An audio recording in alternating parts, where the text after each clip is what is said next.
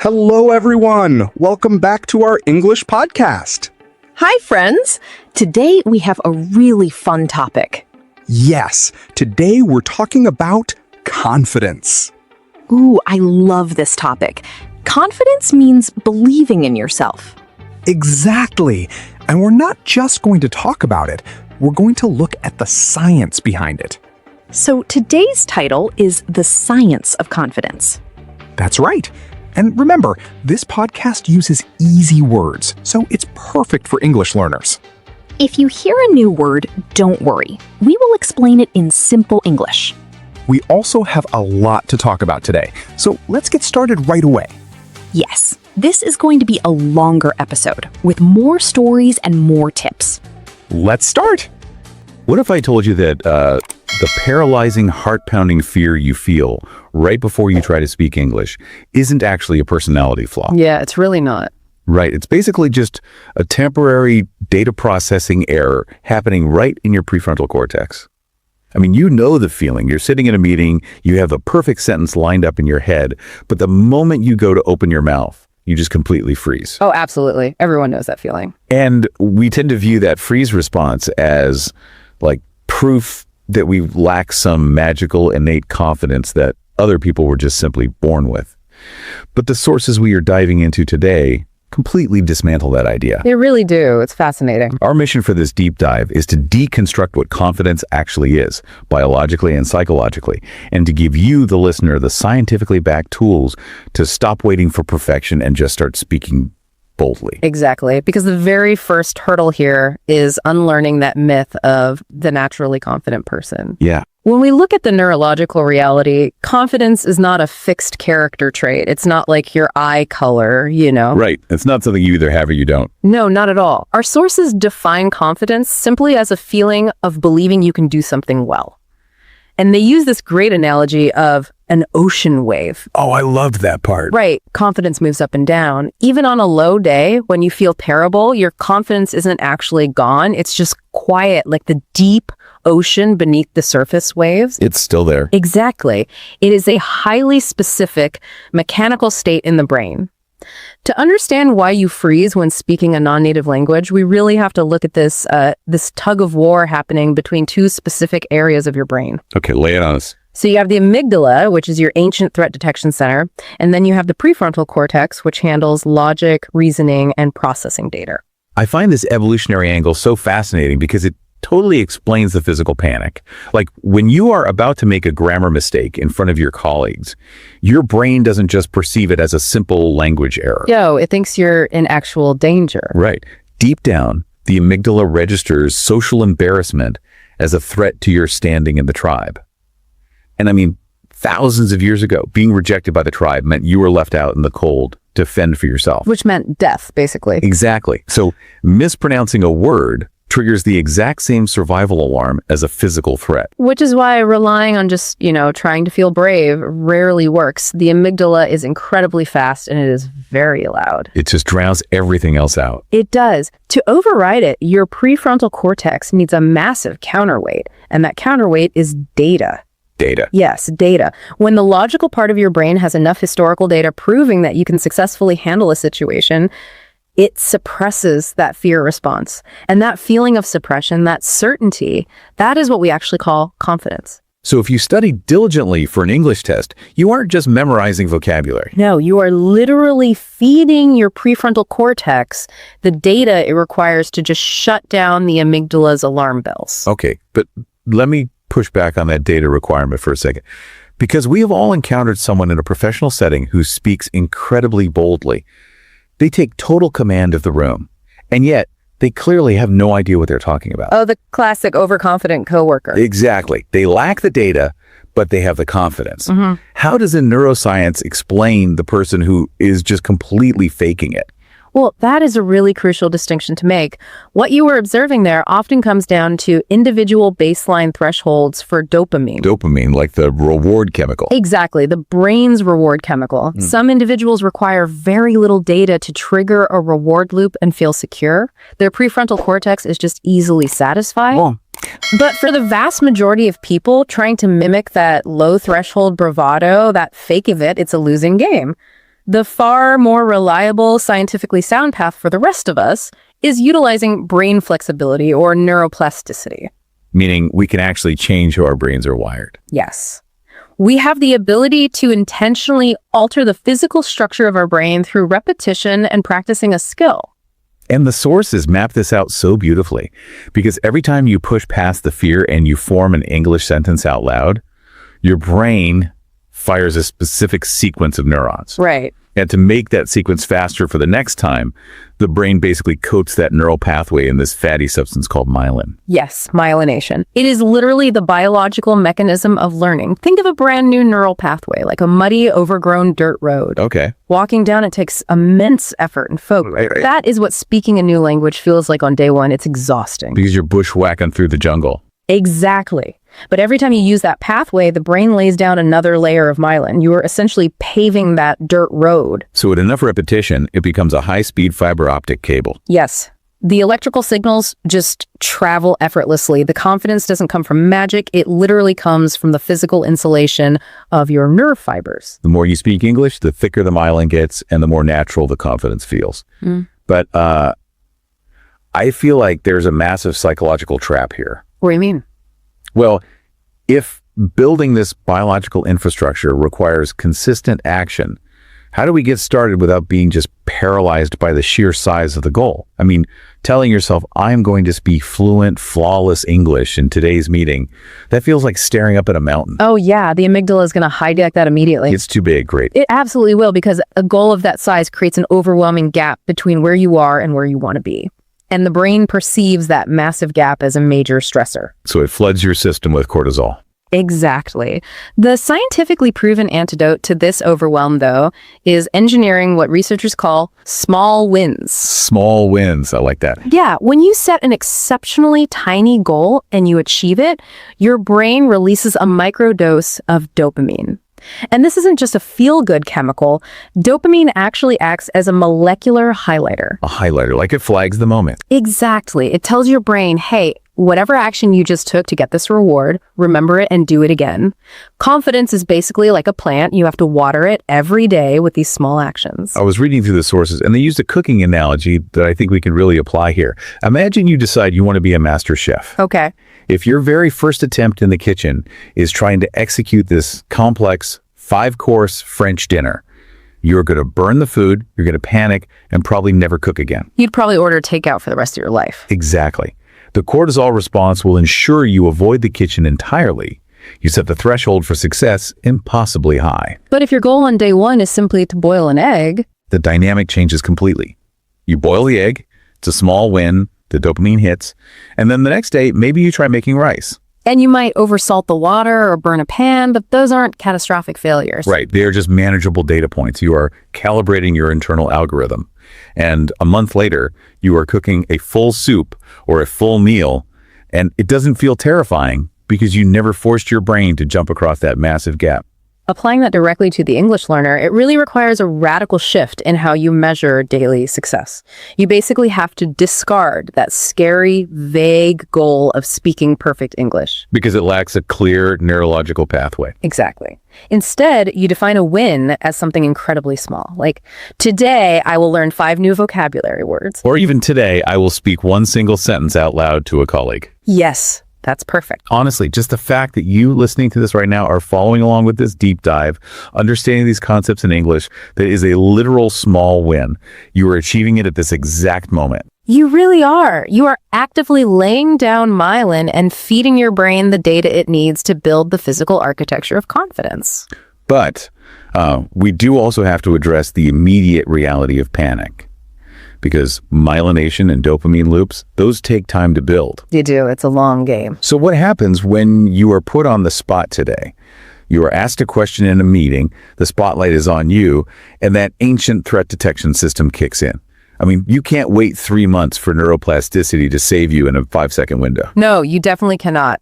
And this is where the research shifts from long-term mental training to immediate physiological hacks. Things you can do with your body, voice, and state. Yeah, because we usually assume causality flows in one direction, right? Yeah. Like, my mental state dictates my physical behavior. I feel terrified, therefore my shoulders slump, my breathing gets shallow, and I talk incredibly fast just to get the attention off me. Right, but the science shows that the biofeedback loop actually runs both ways. Which is crazy. It is. Your physical body can forcibly hack your nervous system, and it centers largely around the vagus nerve. The vagus nerve. What does that do exactly? It basically acts as the superhighway communicating between your brain and your major organs.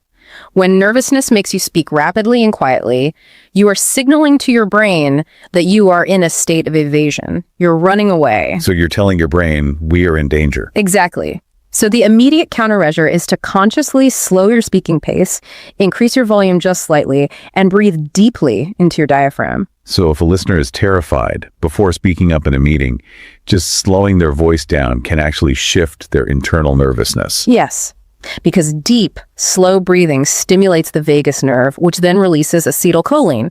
That's a neurotransmitter that actively lowers your heart rate and signals your amygdala to stand down. I really want to emphasize that point for anyone listening who might feel insecure about their accent or their phrasing.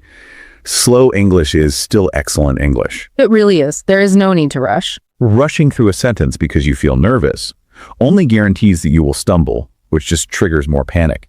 Slowing down actually lowers your own cortisol levels. You are physically calming your brain just by controlling the speed of your vocal cords. It's so powerful, and posture operates on that exact same biofeedback principle.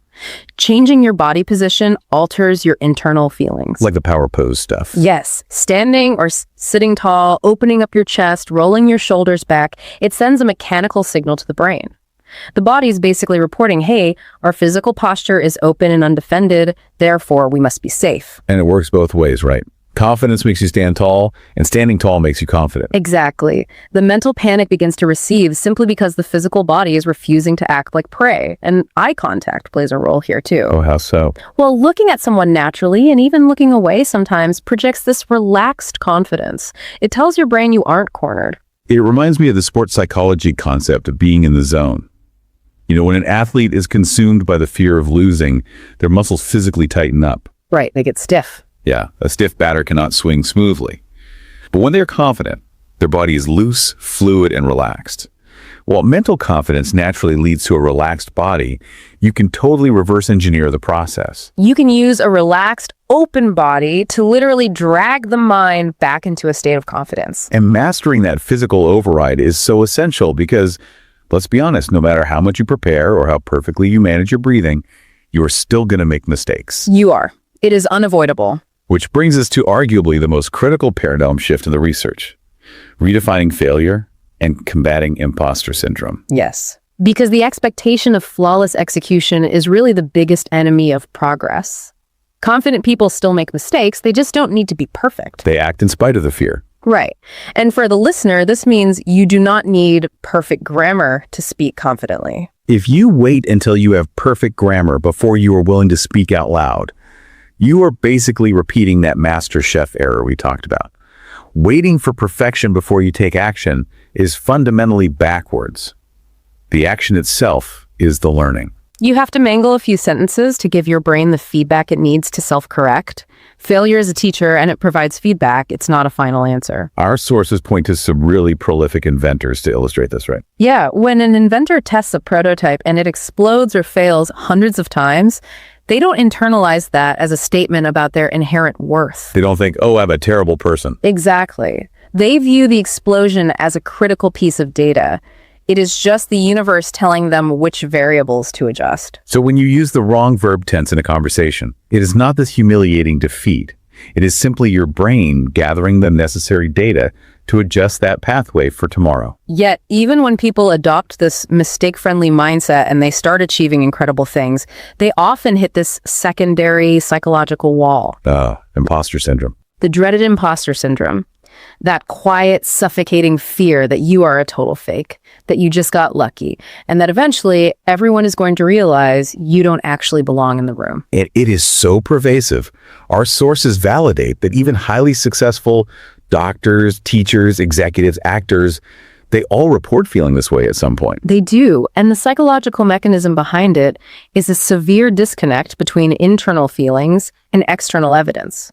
Your prefrontal cortex can literally see your accomplishments, but your internal narrative just refuses to accept them as valid data. And I feel like our modern environment completely weaponizes this feeling through social media. Oh, without a doubt. It's a massive trap. We are constantly exposed to the curated, hyper-edited highlight reels of millions of other people. So your brain subconsciously compares your messy, mistake-filled normal Tuesday to someone else's absolute best moment. And that comparison just drains your dopamine and spikes your insecurity. It is a completely rigged game. So what's the healthy alternative? The only scientifically sound way to play the comparison game is to restrict your data set to a single subject, your past self. Okay, so just me versus me. Exactly. The metric for success isn't whether your English is better than a native speaker's. The only relevant question is my vocabulary larger today than it was 6 months ago? Or like, am I better than I was last month? Can I order a coffee with slightly less anxiety today? Yes. By isolating the comparison to your own timeline, you ensure the data is accurate and those dopamine rewards are actually achievable. This isolated comparison also naturally cultivates humility, which I think is an important point the sources make. It separates true confidence from arrogance. It really does. Arrogance is just a defense mechanism. It requires disrespecting and putting other people down to artificially elevate your own status. While true confidence is humble and kind. Because it is rooted in self-respect and honest internal data, it doesn't need to diminish anyone else. Right. You can be deeply confident in your ability to learn while being completely transparent about the fact that you still make mistakes. So to make this resilient, mistake-friendly mindset permanent, the research indicates we have to move beyond just understanding these concepts intellectually. We have to shift from mindset to daily systems. Yes, we need to build bulletproof systems. A mindset shift is fragile if your daily habits constantly undermine it. So let's look at the science of habits, starting with how you actually talk to yourself about your own progress. The studies and the sources on childhood development are incredibly revealing here, and they apply perfectly to adults learning a language. The core finding is that you must praise the effort, not the result. Praise the effort. Okay, how does that work? Well, if a child brings home an A on a test and you say, "You are so smart," you are praising an innate trait and a final result. Right. When they inevitably get a C on a harder test later, their brain concludes, "Well, I must no longer be smart." The identity just shatters. But if you praise the effort by saying, "Wow, you work so hard," you reinforce the behavioral loop. You teach the brain that trying is more valuable than being naturally perfect. Exactly. Adults must apply this exact framework to themselves. If you only celebrate when you deliver a completely flawless presentation in English, you will spend 99% of your life feeling like a failure. That sounds miserable. It is. You have to train your brain to release dopamine simply for the act of trying. And to put that into practice, the sources outline 5 specific daily habits for confidence. Let's run through them. The first one is morning affirmations. Now, I know some listeners might immediately cringe at the idea of talking to themselves. Yeah, it can sound a bit woo-woo. It can. Yeah. But there is a hard neurological basis for it involving the reticular activating system, or the RAS, in your brain. The RAS is basically your brain's filtering system, right? Right. It decides which pieces of information from your environment get sent to your conscious mind. When you intentionally repeat a short positive sentence like, "I am learning every day," or "mistakes help me grow," you are programming your RAS to look for evidence that supports those statements to calm your nervous mind. You are actively fighting the brain's natural negativity bias. Okay, the second habit is keeping a daily success journal. And this tackles imposter syndrome head on. By writing down one small win every single day, maybe you understood a complex idiom, or you sent an email without using a translation app, you are building literal proof of your capability. An undeniable physical ledger. Yes. When the amygdala panics and tells you that you are a fraud, you can literally point to a notebook containing hundreds of documented data points proving otherwise. So I actually want to challenge you listening right now. What is your one small entry for today going to be? Do not let today end without writing down one victory for your English learning journey. That's a great challenge. The third habit involves curating your environment. And neuroplasticity is heavily influenced by mirror neurons, meaning we subconsciously mimic the states of the people around us. So insecurity is highly contagious. Extremely contagious. But so is supportive confidence. If you are surrounded by heavy critics who mock mistakes, your amygdala is going to stay on high alert. You have to intentionally surround yourself with supportive, kind people. Habit 4 is utilizing that vagus nerve hack we discussed earlier. incorporating deep breathing before hard moments. It is a daily practice of manually turning nervous energy into calm confidence. Right, resetting from fight or flight to rest and digest. And the fifth habit really ties the entire system together, relentlessly celebrating progress and the journey, not just the final perfection. Because confidence is not a finish line you cross. It is the daily act of watering the neural pathways you want to grow and starving the pathways of self-doubt. Exactly. So let's quickly hit a rapid-fire recap of the biggest takeaways from today's deep dive. First, confidence is a mechanical, biologically trainable skill, not a genetic lottery ticket. Yes, you build it by laying down myelin through consistent action. Small wins are your absolute best tool for generating dopamine without triggering cortisol overwhelm. And in the immediate moment of panic, your posture and your voice speed can literally change your brain to calm you down. And most importantly, mistakes are a mandatory part of growth. They are not the opposite of confidence. The overarching scientific truth here is that confident people still have fear. They just have the data and systems to act anyway. Which leaves us with a final provocative thought for you to mull over as you go about your day. It builds on this idea of praising effort. We spend so much energy trying to reach this hypothetical future where you speak a new language without ever stumbling, hesitating, or making a mistake. Right. But what if your ultimate goal in learning English isn't to reach a day where you never make a mistake again? What if instead the goal is to reach a point where making a mistake out loud just doesn't bother you at all? That's a huge shift in perspective. What if true fluency is just having the confidence to be comfortably imperfect? When you stop hiding from the possibility of making a mistake, you finally give yourself the freedom to just speak. I love that. So warmly remind yourself to keep practicing, keep trying, and above all, be kind to yourself along the way. Thanks for joining us on this deep dive. Thank you so much for listening today, friends. If you enjoyed this episode, please like, subscribe, and share it with a friend who is learning English. And remember, every time you listen to us, you're building your confidence too. Keep practicing, keep trying, and be kind to yourself along the way.